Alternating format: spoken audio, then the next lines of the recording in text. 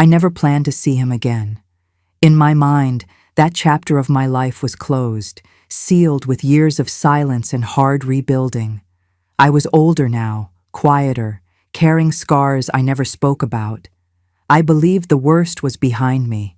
I believed time had softened everything. I was wrong. What happened that day reminded me that some people only recognize your value when the world forces them to see it. If you're watching this, please like the video, subscribe, and tell me where you are watching from. That morning felt ordinary in the quiet way ordinary days often do. I woke up before the sun, made myself a simple cup of tea, and sat at the small kitchen table while the house stayed still around me. There was nothing special planned. No big errands, no important meetings, just a short trip to the mall to buy a few things I needed and then come back home.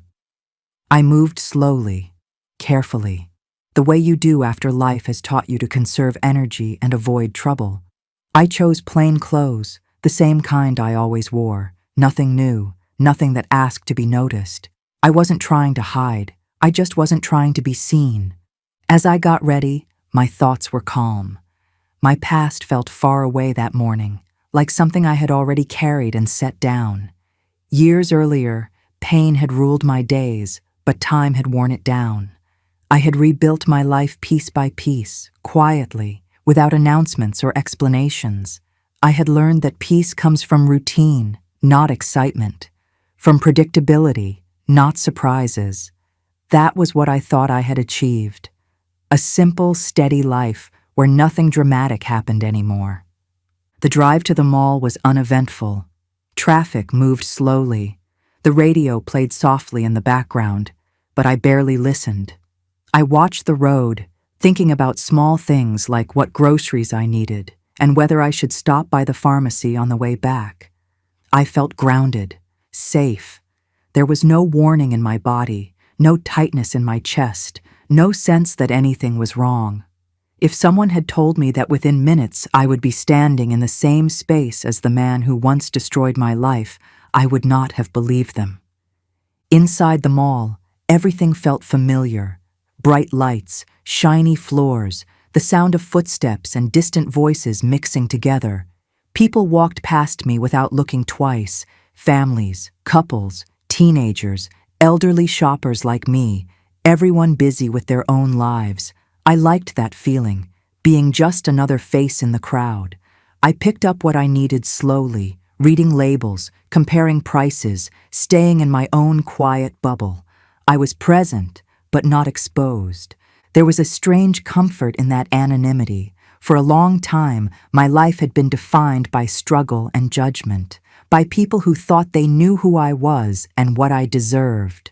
Over the years, I had learned to stop caring about that. I no longer needed approval. I no longer needed to prove anything. That morning, I believed I had finally reached a place where the past could no longer reach me. As I walked through the wide hallway near the center of the mall, I felt steady. My body was relaxed. My mind was clear. I was not thinking about my ex-husband at all, not about what he had done, not about how he had left me when I was at my lowest. Those memories had faded into something distant, something dull instead of sharp. I believed they were buried. That belief was the false comfort of that day. I remember pausing near a store window, glancing at my reflection without judgment.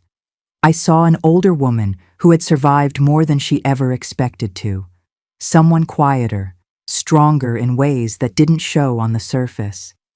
I adjusted the strap of my bag and continued walking, completely unaware that a single sound, a single familiar presence, was about to tear that calm open.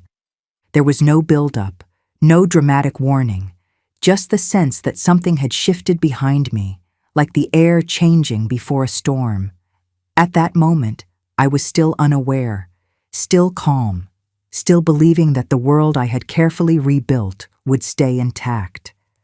I didn't know that I was seconds away from being dragged back into a past I thought I had escaped. That was the cruelty of it. I wasn't prepared. I wasn't braced for impact. I walked into that mall believing my life was finally quiet. I didn't know that silence was about to be broken in the most public, humiliating way possible. I was walking past a row of stores when something familiar cut through the noise of the mall. It wasn't a word at first. It was a tone, loud, confident, careless, the kind of voice that fills space without asking permission. My body reacted before my mind did. My steps slowed. My shoulders tightened. I told myself it was nothing, just another stranger speaking too loudly, but my heart had already started beating faster. I knew that voice. I had once lived under it. I turned slightly, not fully ready to face what my instincts already knew. And there he was, standing near a kiosk, laughing with two men I didn't recognize, moving his hands as if the world still belonged to him. He looked older, but not wiser. The same posture, the same way he took up space, the same confidence that once made me feel small. My ex-husband, the man who had walked out of my life when I had nothing and needed everything. For a moment, the mall disappeared. The bright lights dulled, the sounds blurred. All I could see was him, alive and comfortable, untouched by the years that had nearly broken me. I felt something old rise in my chest. Not love, not longing, something heavier, a mix of memory and disbelief. I hadn't planned this moment. I hadn't imagined it either. I thought the past stayed buried if you didn't dig it up. I tried to move away quietly, hoping he wouldn't notice me. I didn't want a scene. I didn't want a conversation. I didn't want recognition. I just wanted to finish my errand and leave. But fate doesn't always respect your wishes. As I turned, my bag brushed against a display stand, making a small sound. He looked up. His eyes scanned the area, and then they landed on me. I saw the recognition settle in his face slowly. First confusion, then certainty, then something close to amusement.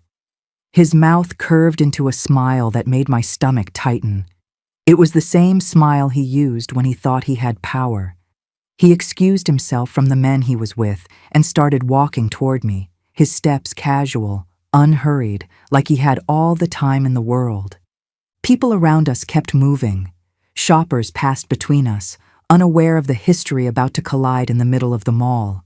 To them, it was just two people crossing paths. To me, it felt like standing in front of a storm I had already survived once. I told myself to stay calm, to keep my head up, to say nothing. But fear isn't always loud. Sometimes it sits quietly in your chest and makes it hard to breathe. He stopped a few feet in front of me and looked me up and down slowly. Not with curiosity, with judgment, with ownership, as if he still had the right. His eyes lingered on my clothes, my shoes, the lack of anything expensive. I could see the story he was telling himself, that I was still poor, still broken, still the woman he left behind. I realized then that he had never once wondered what became of me. In his mind, I had stayed frozen in the worst moment of my life. The mall suddenly felt smaller. The space between us felt heavy. I could feel people nearby, but none of them were paying attention yet. This was still our private moment, balanced on the edge of becoming public. My heart pounded, but my face stayed still. Years of endurance had taught me how to hide pain behind calm. He stepped closer, invading my space the way he always used to. There was no greeting, no question, no concern, just the assumption that he could approach me however he wanted. I felt the humiliation rising, not because of what he had done yet, but because I knew what was coming. He had never known how to let go with dignity. I wanted to walk away. I wanted to disappear into the crowd, but my legs felt rooted to the floor, not from weakness, from shock, from the sudden realization that the man who once controlled my life was standing in front of me again, still believing he had the same power. He had no idea how wrong he was. The world around us kept spinning. Laughter echoed from a nearby cafe. A child ran past holding a balloon. Life continued without pause. And there I was, face to face with my past, in the middle of a mall, surrounded by strangers who had no idea that the calm surface of this moment was about to shatter. That was when I understood something clearly. This meeting wasn't accidental. It wasn't harmless. It wasn't going to pass quietly. Something was about to break open, and this time, it wouldn't be me. He did not hesitate. The moment he stood in front of me, he made sure everyone nearby could see what was happening. His face hardened, and his body language shifted from casual to aggressive, like he was stepping back into a role he believed still belonged to him. He looked at my clothes, my shoes, the simple bag on my shoulder, and his expression filled with open contempt. It was the same look he used years ago when he wanted to remind me of my place, the place he decided for me. He began to mock me loudly, not caring who heard. He made comments about how far I had fallen, about how I looked like nothing had changed, about how I was exactly where he left me. His voice carried across the open space, sharp and deliberate. People nearby slowed their steps. Some turned their heads. Others pretended not to notice. I could feel the heat rise in my face, not from shame, but from the shock of how easily cruelty returned to him. I stayed still. I did not respond. I did not explain. I did not defend myself.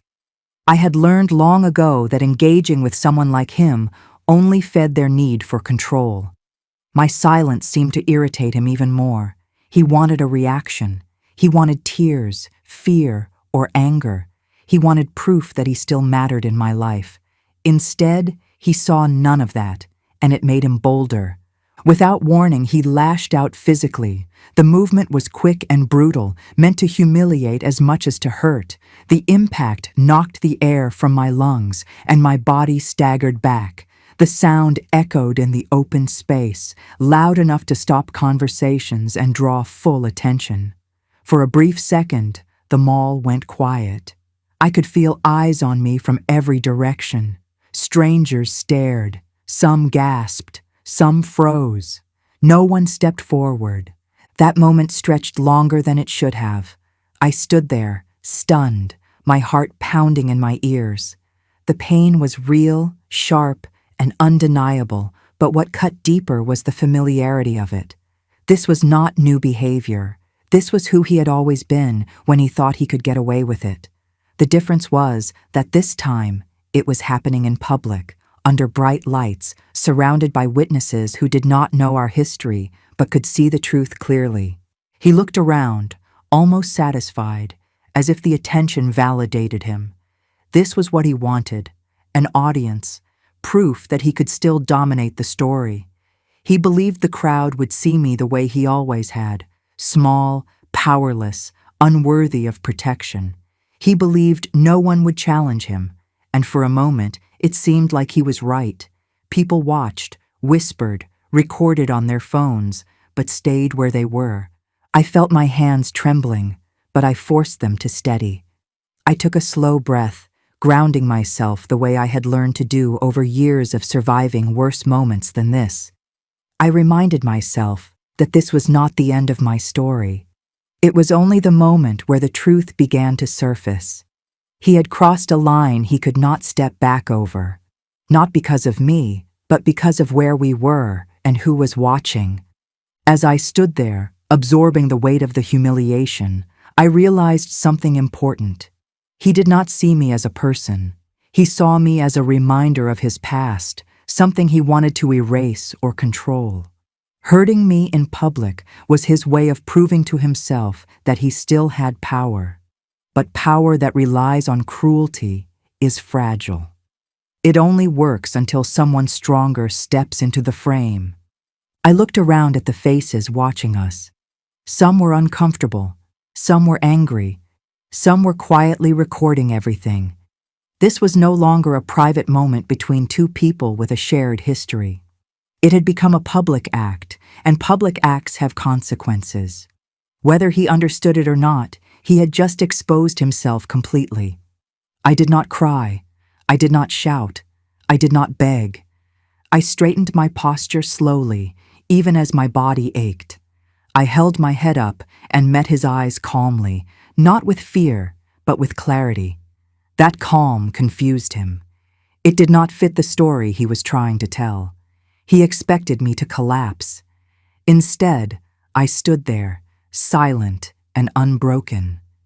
In that silence, something shifted, not around me, but inside him. He sensed it too, even if he could not name it. The control he thought he had did not feel as solid anymore. The crowd was no longer just an audience. It was a mirror, and for the first time, he was being reflected back exactly as he was. That was the moment everything changed. As I stood there in that mall, the shock of what had just happened pulled me backward in time. Not to one single memory, but to many small ones stacked together, quietly shaping the life I had survived. I remembered the night he left me, how ordinary it looked from the outside. No drama, no tears from him, just a bag by the door and a cold decision already made. I was pregnant then, scared, and still trying to believe that love meant something solid. He looked at me that night the same way he looked at me in the mall, like I was a mistake he wanted to forget. He did not take only his clothes when he walked out. He took security. He took safety. He took the future I thought we were building together. I remember standing alone in that small apartment, my hands on my stomach, trying to breathe through panic while telling myself I had to stay calm for the baby. I had no money of my own, no backup plan, no family stepping in to help. His family turned their backs quickly, treating me like I had failed some test they never explained. They stopped answering calls. They stopped asking how I was doing. They acted like my pregnancy was a problem I created alone. Those early days were heavy. Every morning felt like starting over with less strength than the day before. I counted every dollar. I skipped meals without telling anyone. I learned how to stretch food, how to walk instead of take buses, how to smile politely when people asked questions I did not want to answer. I learned how to survive quietly. That quiet survival became my shield.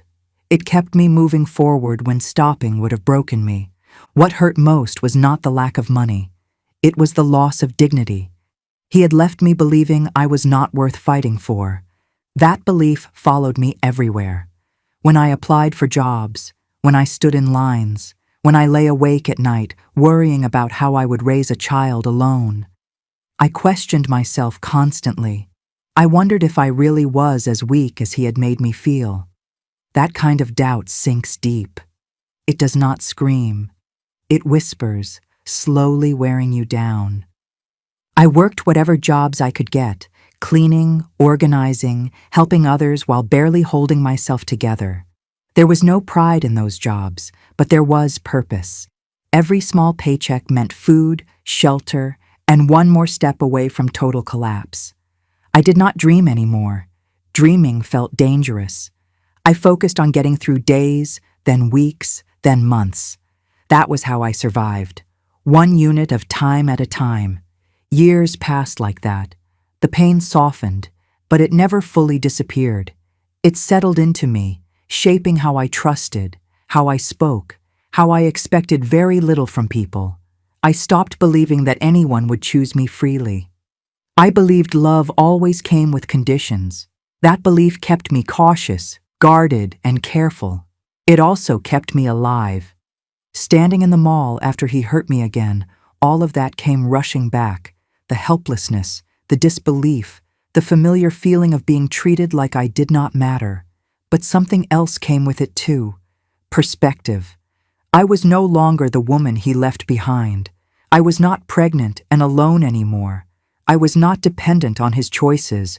I had rebuilt myself piece by piece without him, without his approval, without his help. I realized then how much power he had taken from me in the past, and how much I had taken back without even noticing. He thought abandoning me had ended my story.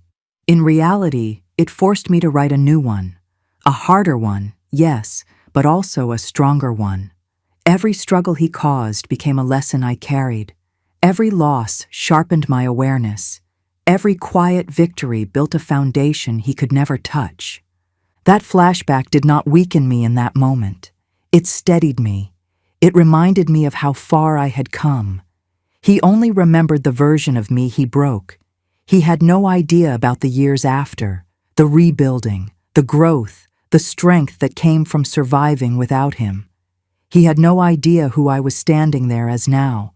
What he took from me back then shaped my past, but it no longer controlled my present. And standing there, surrounded by strangers, I understood something clearly for the first time. The power he thought he still had was an illusion. The real power belonged to the woman who endured everything he threw at her and kept moving forward. That realization did not make me angry. It made me calm, calm enough to stand still, calm enough to wait, calm enough to let the truth arrive on its own terms. After he kicked me, he did not walk away. That was what shocked me the most. He stayed there, standing tall, enjoying the attention. He wanted people to look. He wanted witnesses. His confidence did not come from strength. It came from the belief that nothing would happen to him. He believed I was still the same woman he had left years ago. Poor, alone, easy to silence. That belief fed his arrogance, and it showed in every move he made. He began speaking louder, letting strangers hear pieces of a story that only existed in his head. He painted himself as successful and powerful. He painted me as a failure who never moved on. His face carried that same old smirk I remembered too well. It was the look of someone who thinks the past gives them ownership over another person forever. He believed my life stopped the day he walked out. He believed I was frozen in time, waiting for him to return or disappear completely. People around us started whispering. Some looked uncomfortable. Others looked curious. No one stepped in yet. That silence made him bolder. He mistook it for approval. He straightened his shoulders and laughed, as if this moment belonged to him. He spoke about money, success, and freedom, using words meant to make him sound important. He wanted to feel bigger by making me smaller. That was always his way. I noticed how carefully he watched my reaction. He expected tears. He expected fear. He expected me to shrink the way I once did. But I did not give him that. I stood still. I breathed slowly. I kept my eyes steady. That confused him. His smile tightened. His voice grew sharper. Arrogance often hides insecurity, and I could see it now. He needed my pain to feel powerful. My calm took that away. He began to explain himself to strangers who had not asked. He talked about how he had moved on and how I had failed. He talked as if my life was a cautionary tale. Every word revealed more about him than about me. He was performing, not communicating. He needed the crowd. He needed validation. He needed to feel superior in public because deep down, something in him was unsettled. That was when suspicion started to form in my mind. Not about him, but about what he did not know. His confidence was too careless. His certainty was too complete. He had no idea who I was with. He had no idea how my life had changed. He had no idea what was about to happen. The more he talked, the clearer it became that he was acting from old information. He was fighting a version of me that no longer existed. I looked around and noticed small details. Security guards were watching now. A few people had stepped closer. Phones were no longer hidden. The space around us felt tighter. He did not notice any of it. He was too busy proving something to people who would forget him in 5 minutes. That was the danger of arrogance. It blinds you to reality. Inside me, something settled. Not anger, not fear, awareness. I understood then that this moment was not about revenge. It was about exposure. He was exposing himself without being pushed. Every word he said added to a picture that others could see clearly. A grown man hurting a woman in public. A man who believed he was untouchable. A man who thought the past gave him permission to harm. He took another step closer, lowering his voice slightly, trying to intimidate me again. He expected me to back away. I did not. I stood my ground, not because I was brave, but because I was done running. I had survived worse than his arrogance. I had rebuilt from nothing. His presence no longer controlled me. That was when I felt it shift. Not the crowd, not him, me. I was no longer reacting. I was observing. I was no longer the target. I was the witness, and witnesses do not need to fight. They only need to stay present long enough for the truth to arrive. His arrogance kept growing because he believed the moment belonged to him. He believed he was still in control. He believed I had no protection. He believed wrong. And that belief was about to cost him more than his pride. My hands were shaking, but not the way they used to shake around him. This time it was not fear. It was restraint. My body remembered what my mind had already accepted years ago. This man no longer had power over me, but my muscles still carried old memories. I felt them rise and then settle, like waves that knew the shore would hold.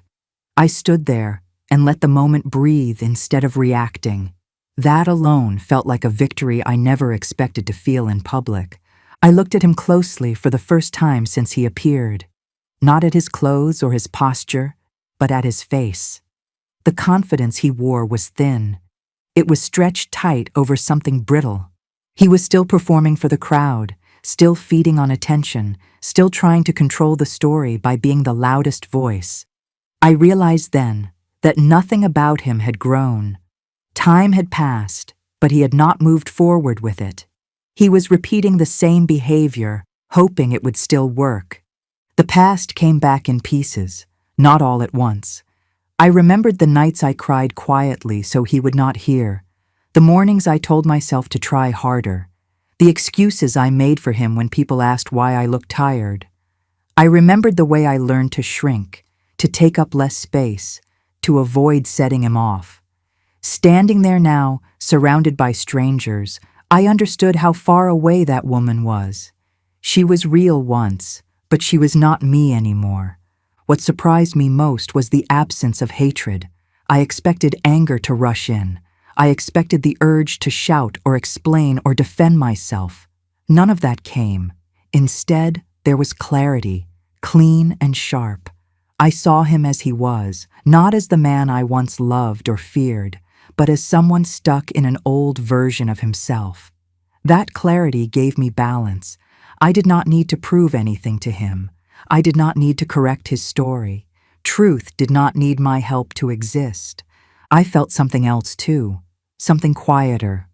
Grief. Not for the relationship, but for the years I spent believing his version of me. For the time I allowed myself to be defined by his words and actions. That grief was heavy, but it did not crush me. It grounded me. It reminded me that survival changes you. But growth finishes the work, survival begins.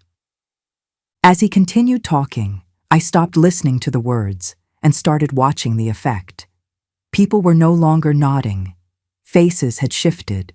Some showed concern, some showed disapproval. The energy around us had changed, even if he had not noticed. He was still talking to an audience that had already stopped applauding. That told me everything I needed to know about how this would end. I thought about the life I had built quietly, the mornings that were calm, the people who spoke to me with respect, the love that did not need to raise its voice. I thought about how different my life felt now compared to the one I escaped. Standing there, I realized I was no longer confronting my past. My past was confronting me, and it was losing. He stepped closer again, trying to reclaim control with proximity. That was when I felt the final shift inside. I did not step back. I did not step forward. I stayed exactly where I was. Stillness can be unsettling to someone who relies on reaction. My silence unsettled him. I could see it in the way his eyes searched my face for something to grab onto. Fear, shame, anger. He found none of it. In that stillness, I understood something important. This encounter was not happening to me. It was happening in front of me. I was no longer inside the story he was telling. I was outside it, watching it unfold. That distance protected me more than any words ever could. It allowed me to see the situation clearly without being pulled back into old patterns. The mall noises returned to my awareness: footsteps, music, a child laughing somewhere nearby, life continuing. That grounded me in the present. I was not the abandoned ex he remembered. I was not the woman he left behind. I was someone who had moved forward quietly and deliberately, without needing his permission or approval. That was the emotional turning point. Not when he kicked me, not when people stared, but when I realized I did not need to respond to be whole. I had already reclaimed myself long before this moment. He was just the last reminder of who I used to be, standing in front of who I had become. I lifted my head slightly and met his eyes one last time, not with challenge, not with pride, with calm certainty. In that look was the truth he could not change. He remembered the woman he broke. He had no idea he was standing in front of someone entirely different. And that difference was about to become very clear, whether he was ready for it or not.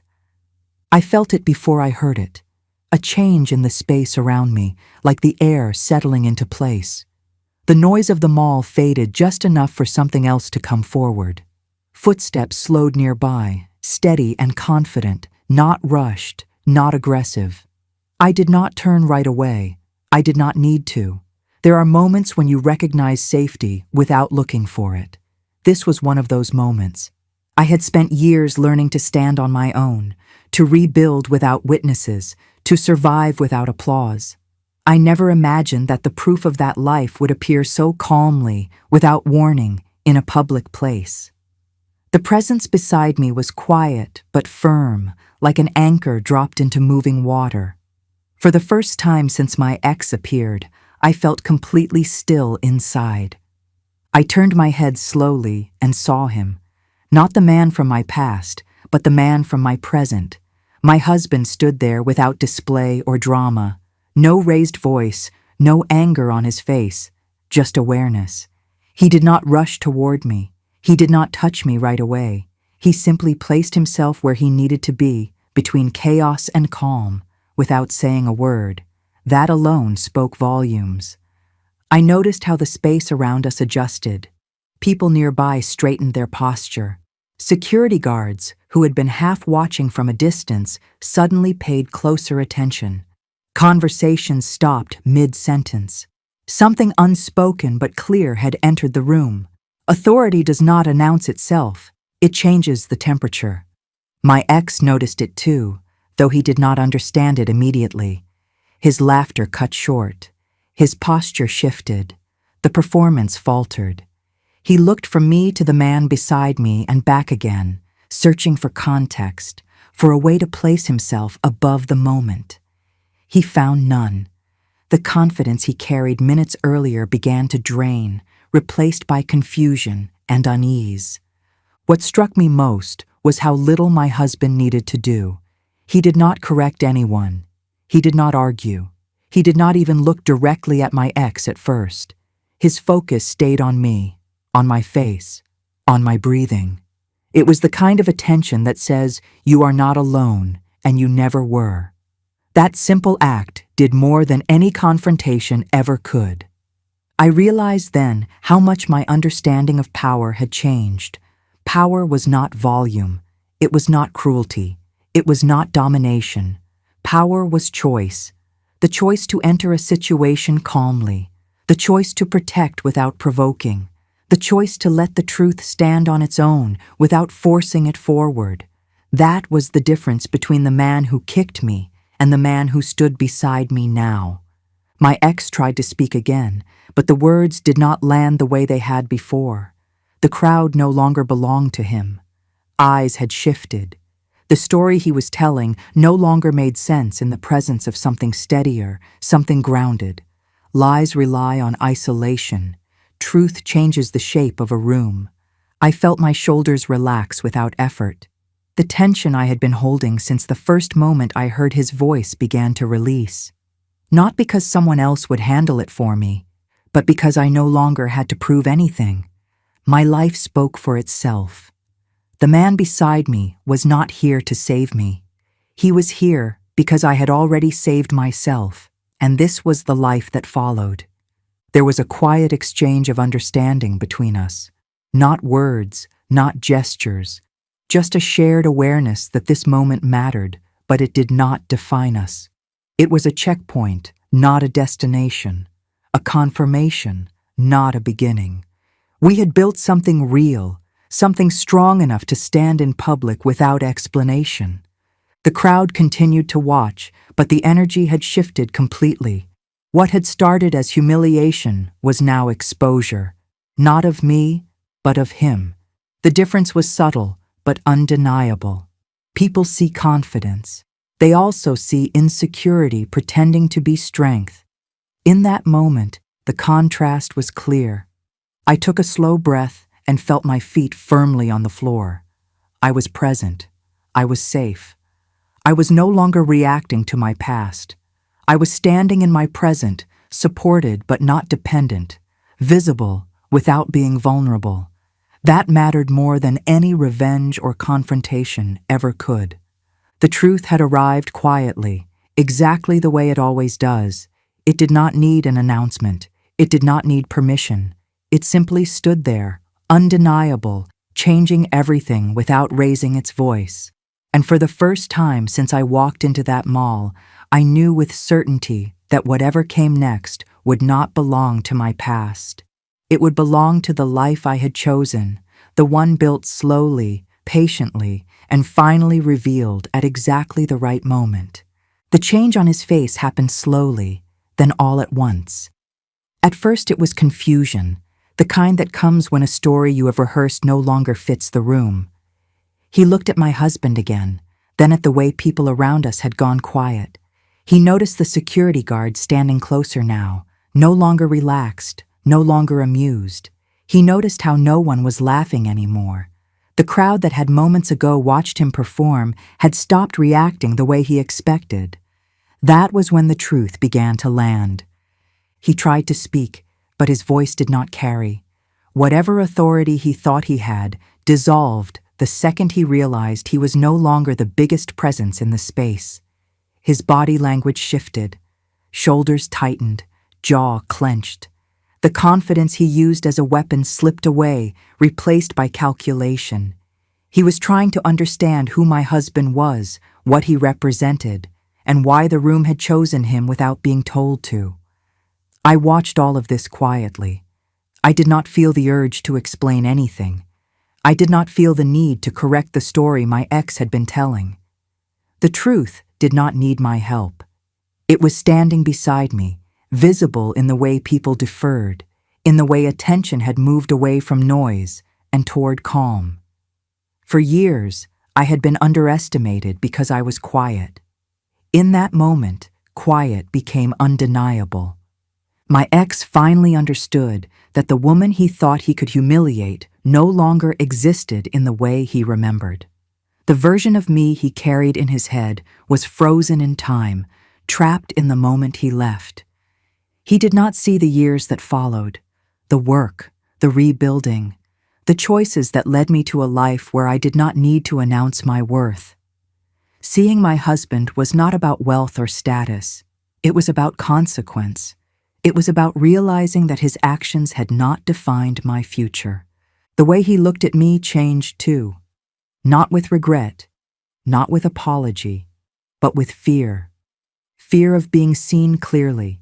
Fear of losing control of the narrative.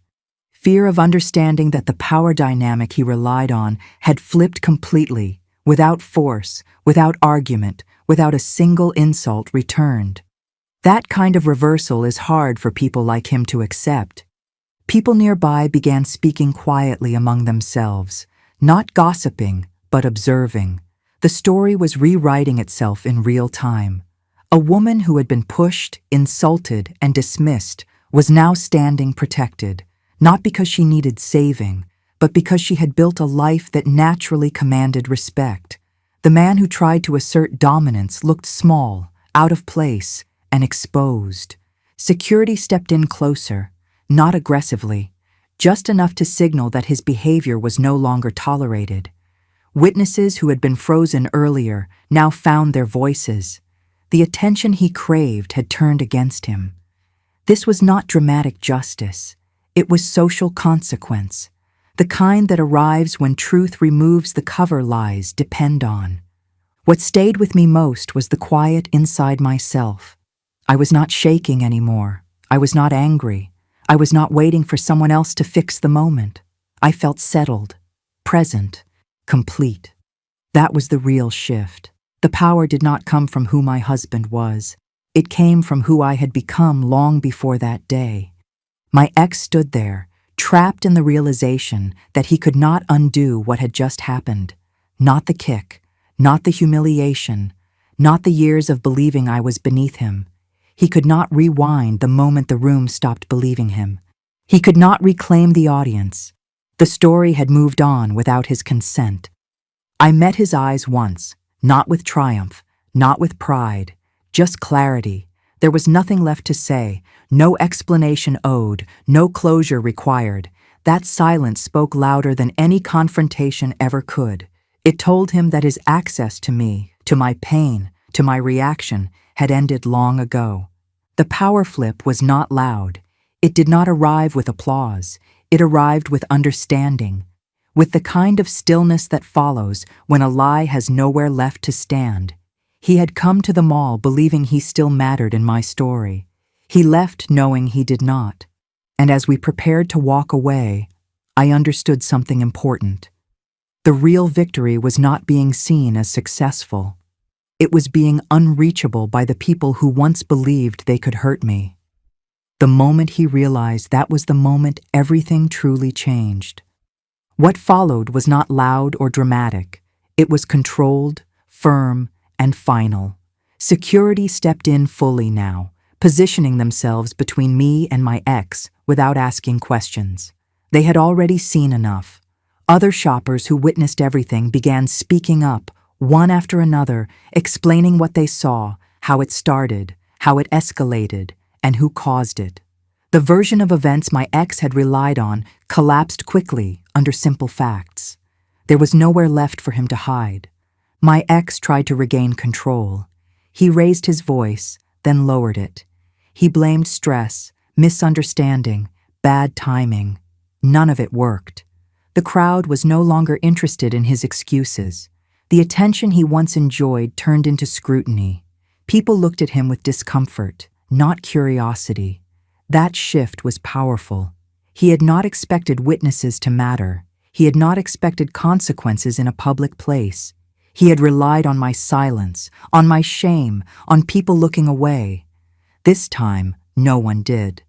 Mall management arrived. Reports were taken. Statements were recorded. The incident was no longer personal. It became official. What he did had crossed a line, and the setting made it impossible to dismiss. Cameras had captured everything. The same public space he used to humiliate me now documented his behavior clearly and permanently. The exposure was not something I asked for. It unfolded naturally when truth was allowed to stand. My ex's confidence drained further as he realized this moment would follow him beyond the mall. He was no longer performing for strangers. He was facing accountability. The crowd that once ignored me now stood firmly on the side of decency. Not because I demanded it, but because what happened was undeniable. The humiliation he tried to place on me returned to him in a form he could not control. I remained quiet throughout. I did not argue. I did not defend myself. I did not need to. Everything that needed to be said was visible. Sometimes the strongest response is allowing reality to speak uninterrupted. I watched as my ex's posture shrank. His voice softened, his presence reduced to someone waiting to be escorted away.